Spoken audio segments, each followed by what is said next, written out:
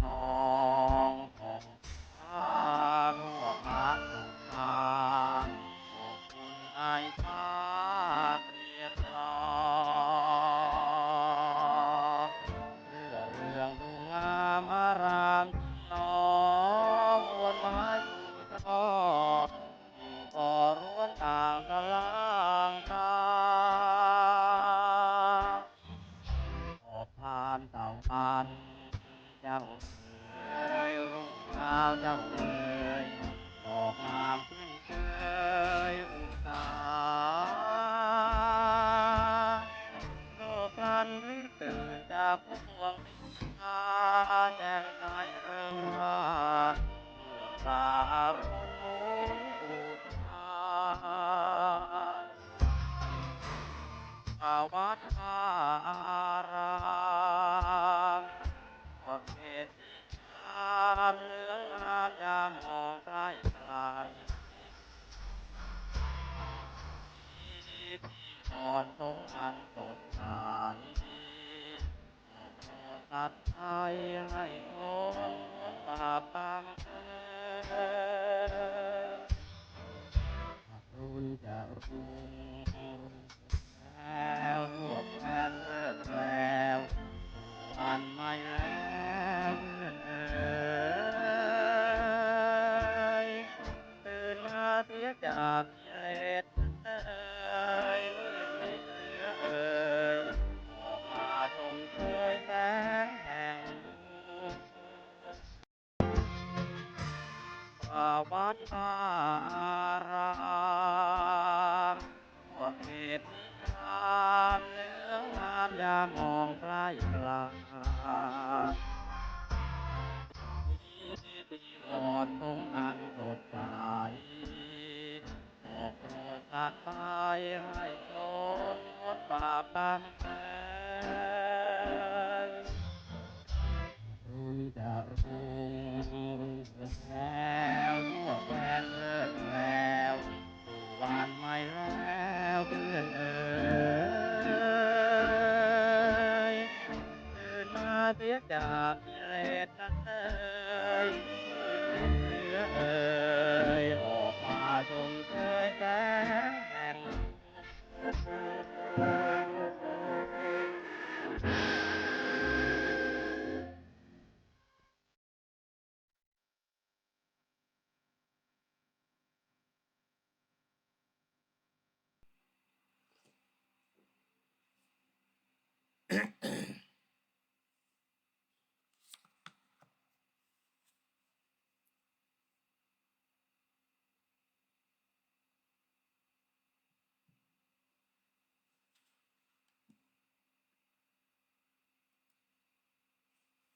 เจริญพรท่านสาธุชนทั้งหลาย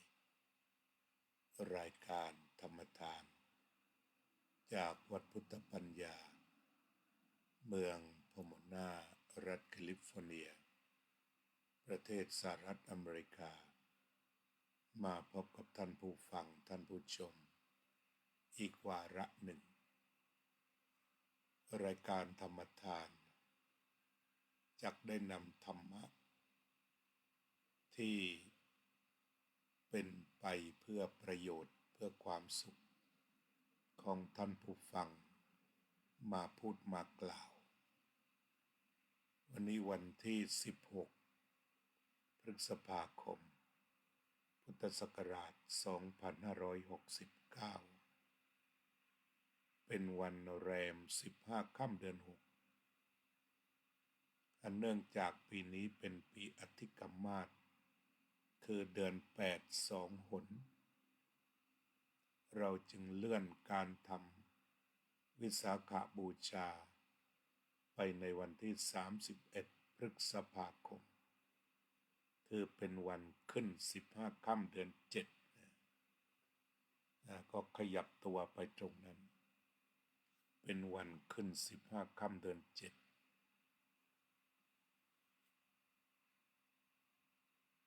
ตามปีอธิกมาสวันนี้ก็จึงกลายเป็นแรม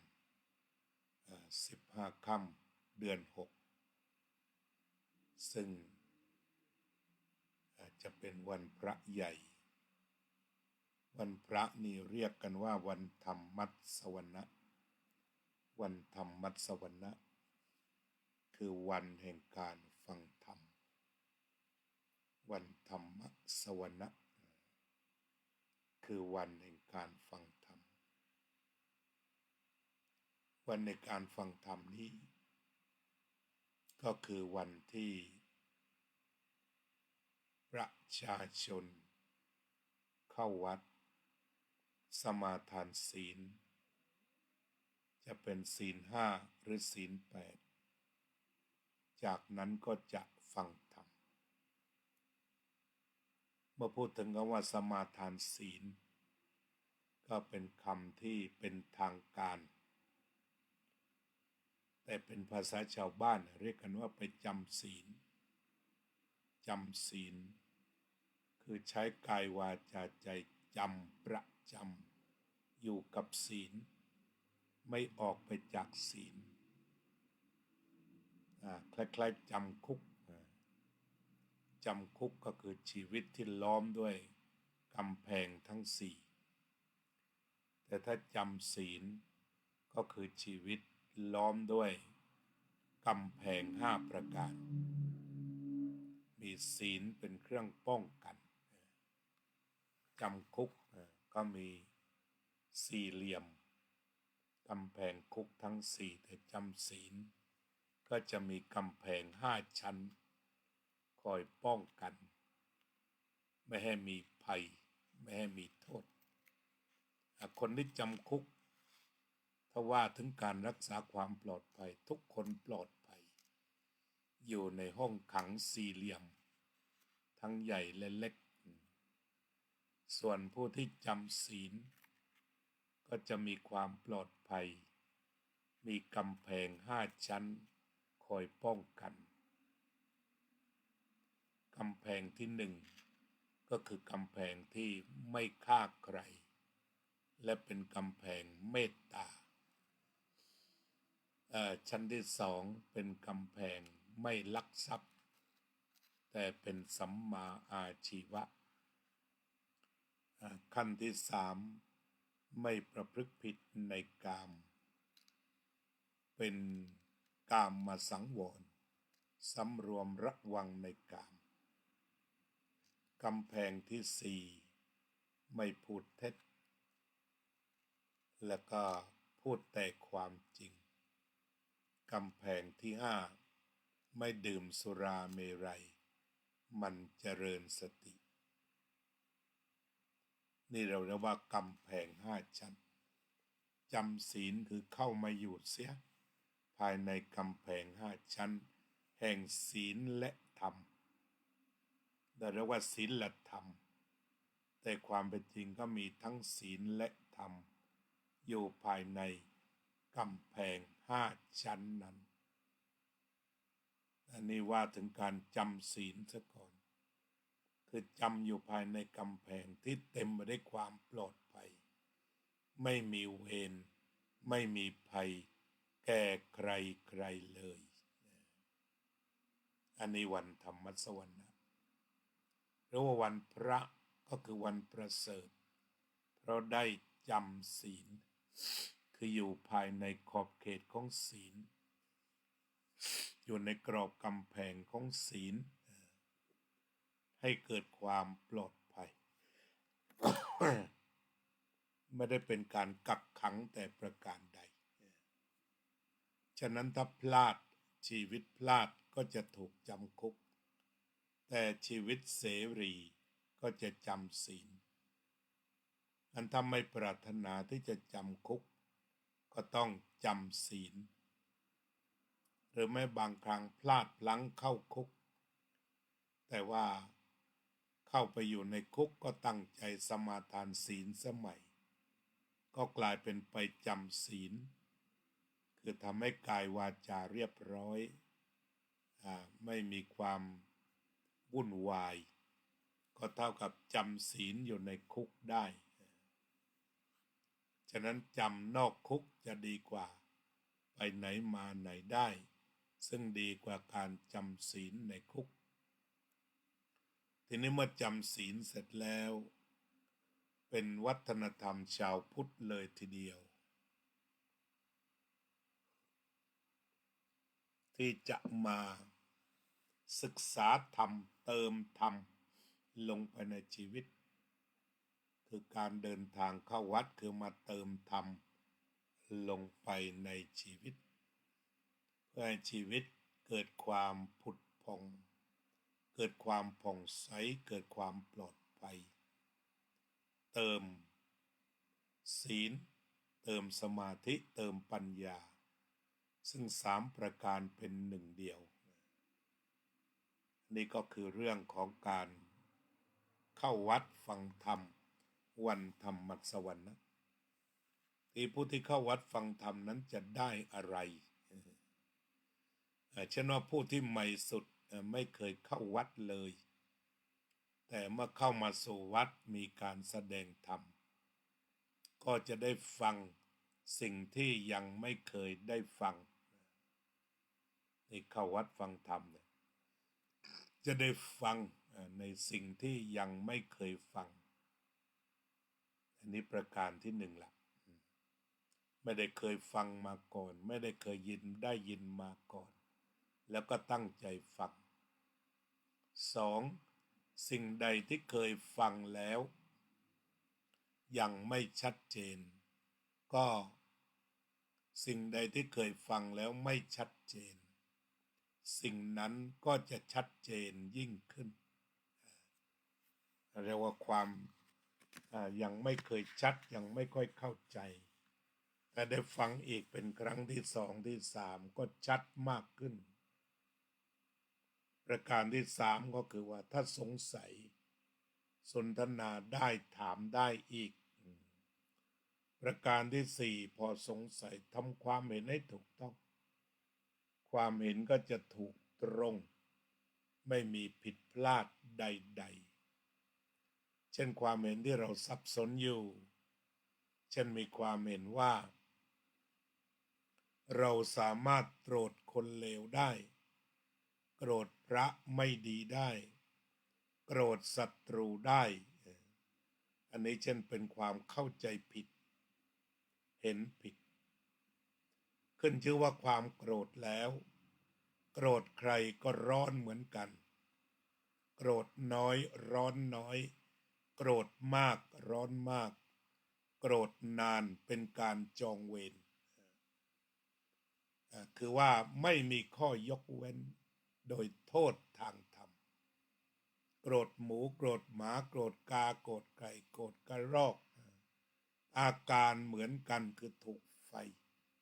กองเล็กกองใหญ่กองกลางก็คือไฟนั้นถ้าเป็นไปได้ระวังไม่ให้ความโกรธเกิดต้องระวังอาตาปิสัมปชโนสติมาวินัยโลเกอภิชาโทมนัสสังก็คือจะต้องเฝ้าระวังแม้ความไม่พอใจอันเป็นเหตุให้เกิดความโกรธเกิดขึ้นอันนี้เป็นความเห็นที่ถูกแต่เรากำลังจะสอนผิดบิดพลิ้วกันเองว่าเช่นตามเฟซต่างๆถ้าวิจารณ์พระที่มีปัญหาด้วยคำที่หยาบคายไม่บาปว่างั้นหรือว่าด่านักการเมืองคอร์รัปชันไม่บาปความเป็นจริงแล้วถ้าถามว่าบาปไม่บาปทั้งหมดเพราะใจมันเศร้าหมองมันไม่ใช่อยู่ที่ตัวคนด่าอันนี้ยกตัวอย่างความเข้าใจที่ผิดหรือว่าการดื่มสุราเพื่อเข้าสังคมเพื่อสังสรรค์ไม่ผิดนอกจากดื่มอยู่เป็นประจำจึงผิดความเป็นจริงแล้วมันอยู่ที่ตัวสภาวะที่มันให้ผลอาจจะดื่มเองที่บ้านก็เมาไปดูผลตรงนั้นจะไปดื่มท่ามกลางสมาคมใหญ่ก็เมางั้นเจตนาของศีลข้อ5คืองดเว้นจากการดื่มสุราเมรัยอันเป็นเหตุให้ขาดสติ ประเด็นอยู่ตรงนั้นที่ต้องทำความเข้าใจ ประเด็นก็คือการขาดสติไม่ว่าจะไปดื่มที่ไหนผลคือขาดสติขาดสติอยู่กับบ้านก็ไม่ดีเพราะมันเสียสติพระพุทธเจ้าตรัสว่าสติมโตสถาพัตถังผู้มีสติเป็นผู้เจริญทุกเมื่อพอสติมันขาดมันก็เสื่อมลงไปชีวิตมันก็เสื่อมทางจิตใจถ้าหากผิดพลาดขับรถด้วยความขาดสติอาจจะทำให้ชีวิตพลิกไปทั้งชีวิตคือกลายเป็นคนติดเตียงเริ่มดื่มสุราติดใจดื่มไปจะกลายเป็นผู้ติดเตียงนั่นก็คือพอขาดสติแล้วก็กลับมานอนติดเตียงให้คนทางบ้านต้องเป็นภาระนี่ก็คือความเข้าใจที่เรียกว่าผิดและเราทำให้ถูกได้เช่นเรื่องของการโกรธแม้เราจะไม่ได้เป็นพระอนาคามีไม่สามารถสอนปฏิฆานุสัยออกไปได้ยังไม่หายโกรธขาดหรอกยังมีแหละยังมีทั้งดุ้นเลยแต่ทำอย่างไรได้ต้องระวังต้องระวังต้องระลึกต้องมีสติถึงแม้มันจะร้อนภายในแต่อย่าออกไปภายนอกอย่าไปด่าใครเพราะถ้าด่าผิดที่เช่นด่าตามในเฟซ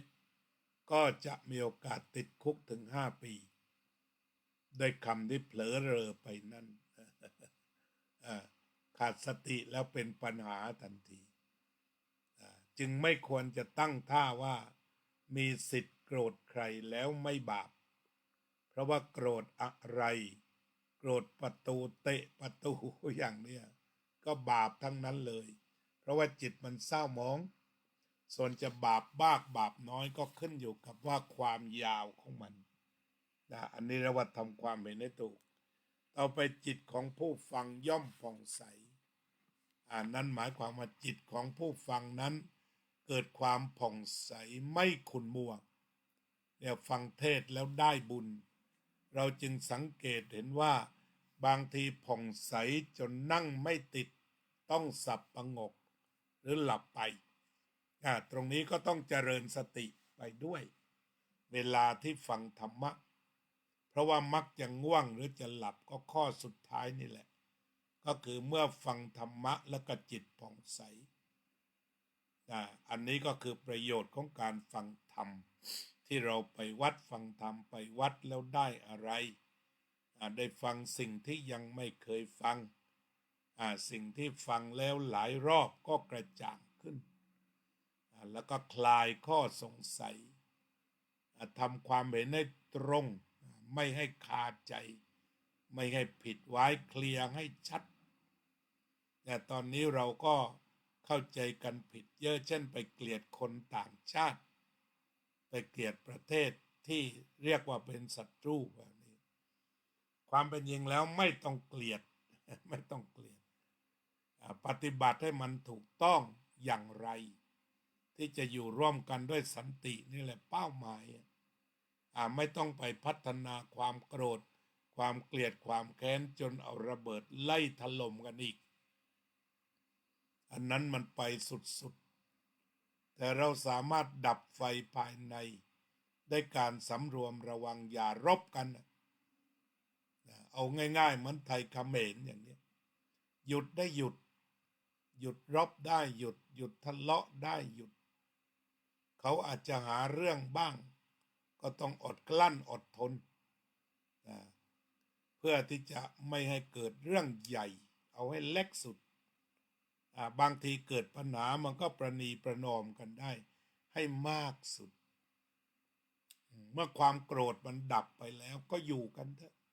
ทำมาหากินกันไปเนี่ยประเด็นของการเปิดด่านมันไม่ใช่อยู่ที่ว่าการไปมาหาสู่กันแต่มันอยู่ที่พฤติกรรมคนสร้างปัญหาก็คือคนที่ชอบลักลอบทำผิดกฎหมาย เรื่องของการค้าที่ผิดกฎหมายเรื่องของการพนันต่างหากเรื่องของบ่อนต่างหากเนี่ยที่เป็นปัญหาไม่ใช่เรื่องของด่านมันเป็นเรื่องของบ่อนมันเป็นเรื่องของการพนันมันเป็นเรื่องพฤติกรรมของมนุษย์ที่ไม่สามารถที่จะหยุดได้มันติดทีนี้ใช้มาตรการอย่างไรเพราะว่าในจักรวาลมันมีทั้งนรกสวรรค์นายนิรยาบาลจะทำอย่างไรบ่อนมันมีแล้วแล้วทำยังไงนายนิรยาบาลมันจะทำให้บรรดาสัตว์นรกเหล่านั้นปลอดภัยในระดับหนึ่งของสัตว์นรกอันนี้อาตมาคิดว่าไม่ใช่ว่าจะทรมานอย่างเดียวนายนิรยาบาลก็ต้องดูแลเพราะฉะนั้นแม้มันจะเป็นซุปเปอร์อบายมุขและทำยังไงได้มันก็มีสัตว์นรกไปลงกันทำอย่างไรแน่ๆก็คืออย่าไปเพิ่มอย่าไปทำบ่อนแข่งกับเขาทำยังไงระวังรักษาให้ได้อันนี้ก็คือเรื่องที่จะนำมาดูพฤติกรรมคนดีกว่าคือมันไม่ใช่จำเป็นจะต้องโกรธกันตลอดปีตลอดชาติมันเหนื่อยเหมือนกันเนี่ยอาตมาฟังดูข่าวลุงโยศใช่ไหมลุงโยศกลับมาแล้วนั่นแหละที่ถ้าเราดีกันเลิศคนไทยอีก40 กว่าคนได้ข่าวติดอยู่เนี่ยมันก็จะได้เดินไปเจรจากันทางการทูตอาตมาว่าดีกันไว้เนี่ยจะด้วยเหตุผลใดก็ตามอย่ามีเหตุผลไปโกรธกันเลยดีกันไว้เถอะจะโดยวิธีใดก็ตามด่านเปิดได้เปิดมันจะได้ไปมาหาสู่มันไม่ลักลอบแต่พอปิดด่านมันก็จะมีของเถื่อนอยู่ระดับจำนวนหนึ่งแหละมันก็จะมีเจ้าพ่อพื้นที่อะไรที่มันทำมาหากินโดยไม่สุจริตมันต้องมีไปทางเรือบ้างไปทางช่องธรรมชาติที่ถ้าเปิดให้มันโล่งไปเลยจะได้ดูง่ายจะได้แลง่ายเงินทองต่างๆก็ว่ากันไปตามระบบมันจะง่ายขึ้นเพราะฉะนั้นมันมีอะไรลึกลับซับซ้อนอยู่ฉะนั้นในฐานะเป็นคนศาสนาเดียวกันกับเขมรเนี่ยดีกันเถอะ เอาหลักธรรมมาลองคุยดูดีกันมันก็เคยดีกันมามันไม่ได้รบกันตลอดปีตลอดชาติที่ไหนเคยดีเคยไปมาหาสู่เคยท่องเที่ยวอะไรต่างๆก็ต่างสนับสนุนกันและกันก็มาทบทวนความดีเหล่านั้นกิจกรรมแห่งความดีเหล่านั้นแล้วความรักมันก็เกิดขึ้นได้ในระหว่างทำความเห็นให้ตรงกันว่าไม่ต้องปลุกระดมให้มันต้องเกลียดประเทศเขมรไม่จำเป็นมันก่อนดีเด็กมาสนทนาบอกว่าพันเตรังเกียจคนเขมรไหมบอกไม่รังเกียจเขาก็เป็นเพื่อนทุกเกิดแก่เจ็บตายกันหลวงพ่อเป็นเพื่อนทุกเกิดแก่เจ็บตายทีนี้เรื่องการรบกันก็ปฏิบัติตามกฎตามเกณฑ์แต่ถ้าไม่รบได้นะดีคุยกันได้นะดีเอาง่ายๆอย่างนั้นส่วนถ้ารบก็ถือกฎเกณฑ์ให้มันมากที่สุดไม่ถึงเวลาจะฆ่าจะแกล้งกันก็ไม่ต้องแต่ถ้าสุดยอดคือไม่ต้องรบเป็นเรื่องที่ดีรัฐบาลก็ลองทำดู4 ปีทำยังไงมันจึงสงบ โดยวิธีอะไรลองดูทดลองหลายๆอย่างแล้วก็มาดูผลว่ามันสงบอย่างไรนี่ก็เป็นการทำความเห็นให้ตรงสักทีเราไม่ต้องไปปลุกระดมให้ใครเกลียดใคร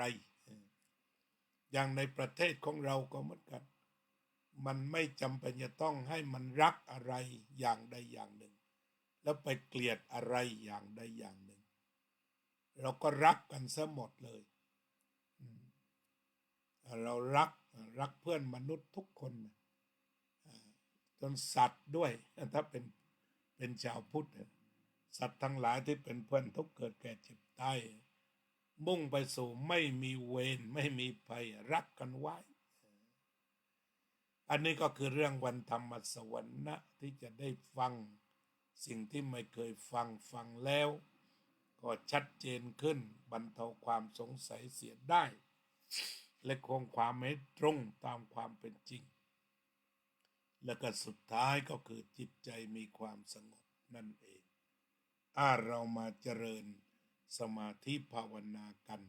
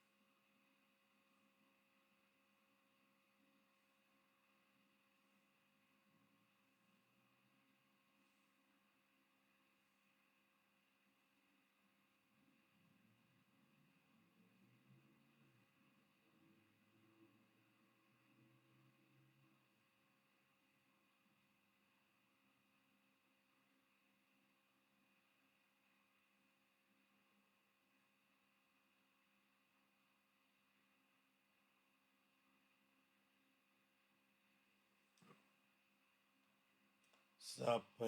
สัตตาสัตว์ทั้งหลายที่เป็นเพื่อนทุกข์เกิดแก่เจ็บตายด้วยกันทั้งหมดทั้งสิ้นเอาเวราโหนตุจงเป็นสุขเถิดอย่าได้มีเวรแก่กันและกันเลยอัพยาปัจจาโหนตุจงเป็นสุขเถิดอย่าได้พยาบาทเบียดเบียนซึ่งกันและกันเลยอนิฆาโหนตุจงเป็นสุขเถิดอย่าได้มีความทุกข์กายทุกข์ใจเลยสุขีอัตตานังปริหารันตุจงมีความสุขกายสุขใจรักษาตนให้พ้นจากทุกภัยทั้งสิ้นเถิดอภิวาทนะสีลิสะนิจจังวุธาปัจจายโนจัตตารโอธรรมาวัฏันติอายุวันโนสุขังภะลัง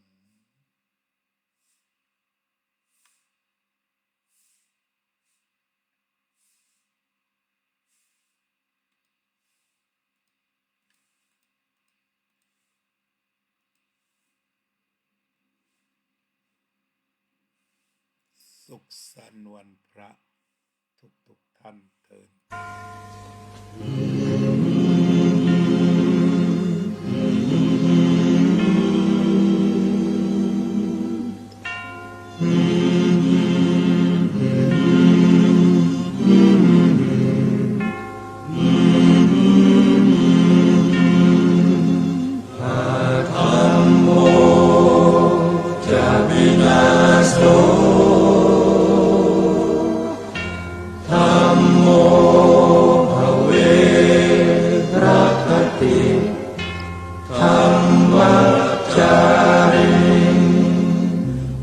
พุทธอ